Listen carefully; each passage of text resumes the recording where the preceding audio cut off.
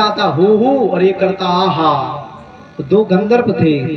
तो महाराज देवल ऋषि तपस्या कर रहे थे और देवल ऋषि तपस्या कर रहे थे तो इसने जो हाथी बना हुआ है वो गिरा था और उसने पकड़ लिया भगवान का, देवल ऋषि का पैर पकड़ लिया था। देवल ऋषि का पैर पकड़ लिया और देवल ऋषि ने श्राप दिया। देवल ऋषि अपने आंखों को बंद करके अपनी माला का जाप कर रहे थे, क्योंकि जितनी देर तुम कभी जमुना जी में गंगा जी में नहाओ तो नहाने के बाद अगर तुम एक माला करते हो तो वो एक माला लाखों मालाओं की बराबर काम करती है।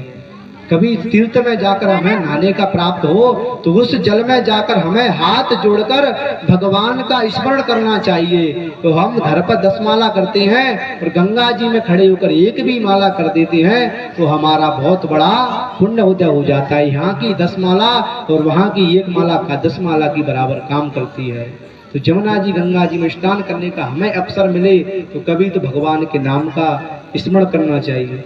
तो देवल ऋषि के नाम से ये क्या जो गज था हाथी उसको श्राप मिली, जा तुझे इतना पैर पकड़ने का शौक है तो जा तू गिरा बन जा। देवल ऋषि ने श्राप दे दिया।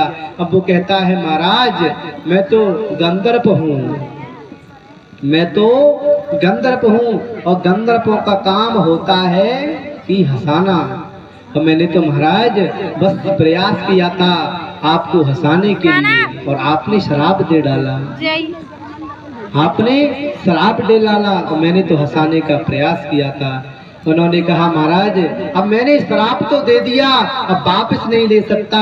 अब मैं बस ये बताता हूँ कि भगवान के हाथ के द्वारा मरने से तुझे मुक्ति प्रदान हो जाएगी।